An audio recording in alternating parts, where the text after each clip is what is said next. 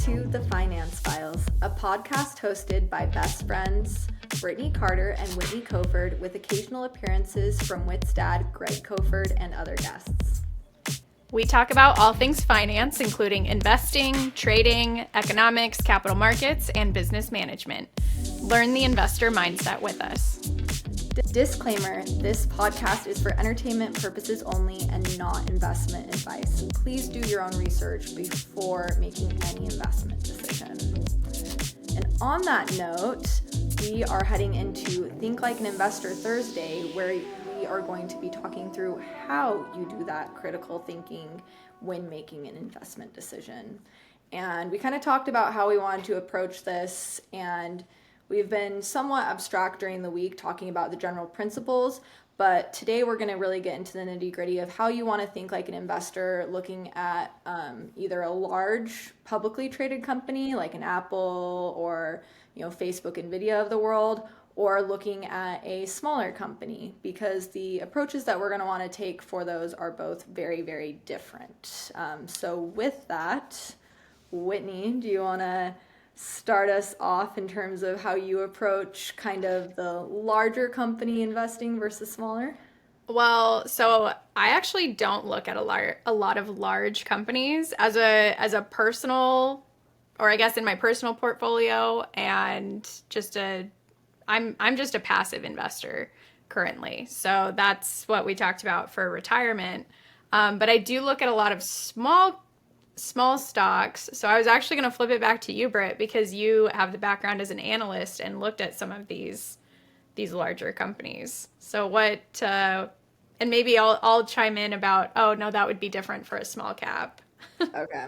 Yeah. So, I mean, for the larger companies, when I was working as an analyst, if you're an investor, you're going to want to use reports like the reports that I generated. So ours were industry specific. So one thing you're going to want to look at with a company is, what are the broader trends within that industry? Is this a growing industry? Is when we talked about kind of those key external drivers, are there growth opportunities outside of just the company itself that are funneling, whether it's lower supplier costs or higher demand, they're going to encourage long-term growth for that company? Those are things I want to look at. I also want to look at how they're performing relative to their competitors. So anytime I'm looking at a big company, I'm going to search, Apple competitors. That one's kind of obvious, but when you are looking at kind of vertical that's somewhat new, look at their top competitors. How is their performance relative to other people within the space? Because it might be that company is experiencing astronomical, like double-digit growth, but there's another competitor that's far outpacing them in terms of growth. And you might not necessarily realize that, because you might just be looking at the industry as a whole and its growth and not realizing that, what is it, like a rising tide raises all ships, right? So you have to really look at the industry as a whole when you're assessing them. Most major publications and different financial groups are going to cover analyst coverage for those respective companies that you can review and be able to gain their perspectives on. And then also the annual reports, the different financial reports, quarterly and annual, that these companies provide. That's going to provide you with all the financial information. There will typically be managerial comments highlighting their strategy, inherent risks in investing in that company. They're really helpful to read through. They can be kind of boring sometimes, but there's a huge variability in terms of how exciting those reports are. Some of them are fun to read. But those are all things that I, as an analyst, would look through to assess a larger investment. And I think, Greg, I actually liked your comment that you made about, like, when we said, hey, well, how would you analyze a big company?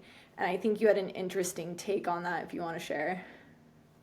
Well, the way I kind of look at it is, given the sheer quantity of eyeballs looking at a company like Nvidia or Microsoft, Google, whatever, the Magnificent Seven are companies that are widely followed.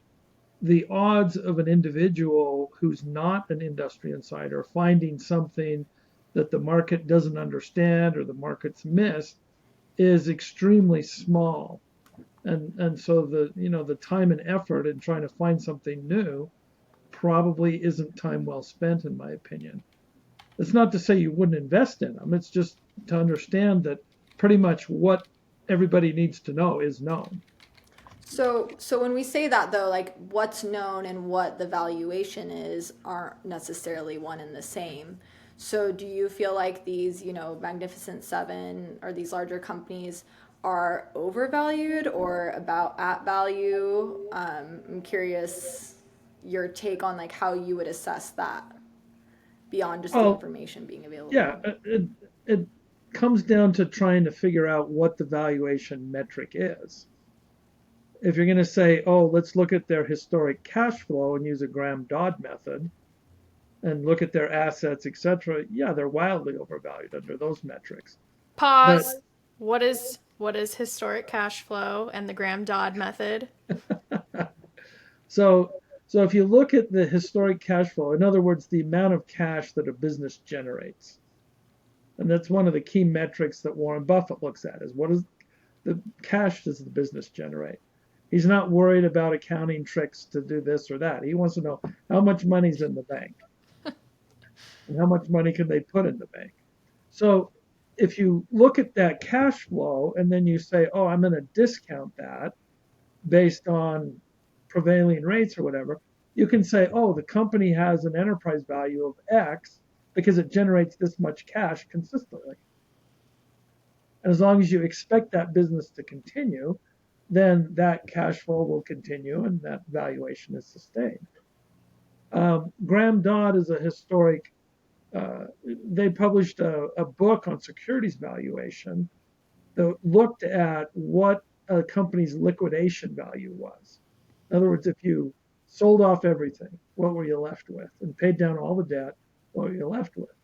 And they also looked at discounted cash flows, but one of their key investment metrics was buying companies that were trading less than their liquidation value, which is pretty rare these days. But back in the 1940s and 50s would happen with some regularity. And so if you're using those historic methods or those conservative methods, then the Magnificent Seven are wildly overvalued. What the market is paying for is the expected earnings growth. In other words, given the demand right now for NVIDIA chips, and they can basically sell every single chip they can produce, then the excitement is about the growth and the infinite potential that is perceived to be there. I remember once when I was in school, we were asked to look at a furniture company called Levitt Furniture that was publicly traded. And it had been on this great growth cycle for 10, 12 years and had this nice trajectory and et cetera, et cetera. And I was the only one in the class that gave a thumbs down on investment. And my response was, yeah, the history's been great, but they've kind of run out of places in the US to open another furniture store. And that was indeed what happened. They couldn't open enough stores to maintain that historic growth. And so their stock settled back down to reality and wasn't a good investment at the instant in time that we were looking at it. Yeah, it's an important distinction that history is not always representative of future performance. It's Right, it's a good consideration and right. it's important to look at the history, Yeah, but for better or for worse, it doesn't always indicate how that company will necessarily right, perform in the right. future. Yeah, and on Nvidia, they're trading at such a massive market valuation because of the use of their chips in data centers for AI processing. And before AI became really hot a couple of years ago, Nvidia's chips were largely used for cryptocurrency mining and for video graphics cards for gamers. Well, those markets aren't infinite growth markets. And so the stock traded at a value based on what was going on in the market at that time. Now the market's got excited about AI, and they're the chip of choice right now for AI processing. But so far, not many companies have shown how they can make money using AI. So, So, well, I mean, yeah, some of those AI companies have just crazy valuations that I don't well, quite even the understand. Magnificent Seven have inflated values because of their use of AI, but have not demonstrated the ability to use AI to generate incremental revenue that's of substance. Yeah, they're providing, like the companies that are in the data service business, that's going crazy because everybody's got to rent more servers. But as far as actually saying, oh, this product utilizes AI, the software product utilizes AI, and we're making billions of dollars selling that software product to consumers, I'm not really seeing it anywhere yet. The key operative is yet. So how much do you factor in? So and this is more like when I've been an employee at early stage startups that have equity. Typically, if you're looking at that, you want to look at EBITDA, like profitability multiples, because a lot of these companies are more so looking at an acquisition. And for acquisitions, the acquiring company is going to essentially look at the profitability of that company, and there's going to be some standard multiple within that industry that they benchmark against for the company valuation. So like that's how I've always approached like when I've been working at a smaller company. I'm curious, Greg, how you apply that on the public market side. Well, the private companies that use that, um, if we're looking at the AI sector, my understanding is that most of the acquisitions that have been made of private companies weren't because they were making any money. It's because the bigger company wanted to grab the people involved. So that's an acqui-hire. I guess too, I'm referencing like some of the company, like a lot of might have been in the consumer beauty space or like consumer packaged goods space. Yeah, Like those are like very common. Like yeah, it's just an EBITDA multiple. It's going to be like Johnson and right. Johnson or whoever that buys them. So those are like very like copy and paste. But I think like when we're talking about like some of these larger companies, for example, like acquisition isn't necessarily even an option, right? Like there's no one big Right. enough to buy the really big guys. So I guess it really is just kind of based off, like you said, the future anticipated cash flow Yeah, of that yeah, company. yeah. We play in the world of micro caps, and an area that we play quite regularly in are exploration companies. And where this comes into play that you're describing is once a exploration company has defined their resource through extensive drilling, then they'll do a pre-feasibility study that'll put together, this is what it would cost to actually put the mine into production. This is what the mining cost would be. This is the processing. This is what the processing cost would be. And if we mine this much a year and prices are X for the commodity we're mining, then this is the kind of revenue we would generate. And so the return on the money that would have to be spent to put all this in production is this number, this return on investment number that they'll calculate. So you see that quite regularly in advanced exploration companies, and that is used very consistently by larger mining companies to make acquisitions of those. Because they'll look at it and say, oh, that makes sense, or we think we can even do it for less money, and they'll step in and buy those companies, and it becomes an accretive acquisition because the bigger mining company is trading at a dramatically higher price to earnings ratio than whatever the junior explorer was valued at. And whenever you're looking at a micro or a small cap company, you are looking at a lot of the same information that Brittany covered when you're evaluating a large cap company. So you're still going to look at the financials, you're still going to look at the competitors, you're still going to look at broader industry trends. There's for a lot of micro and small caps, there's not going to be an analyst report. You're going to have to do a lot of the research on your own, which there's pros and cons to that.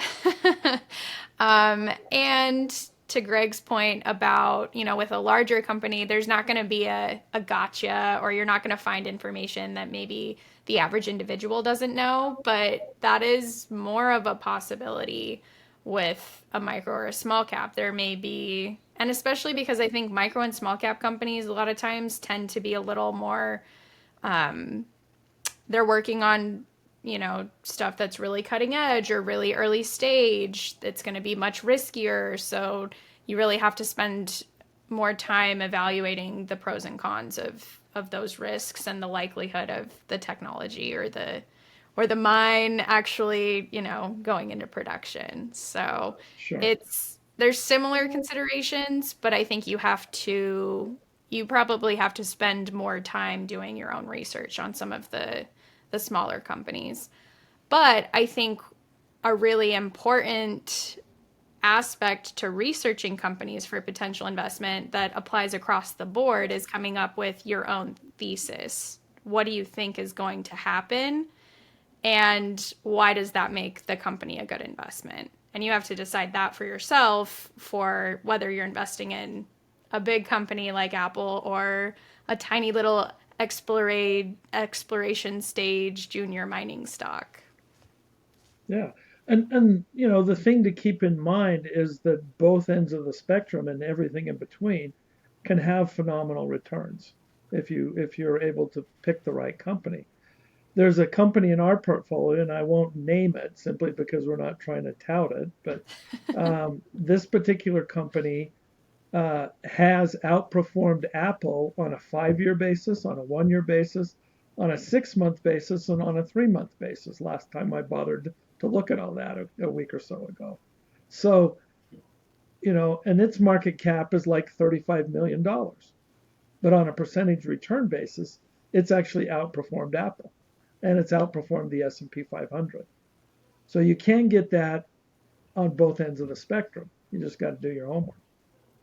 Well, and I think something to note, like while we're talking about this and like what resources to consider is also like what is, and we kind of talked about this before, what's your domain expertise?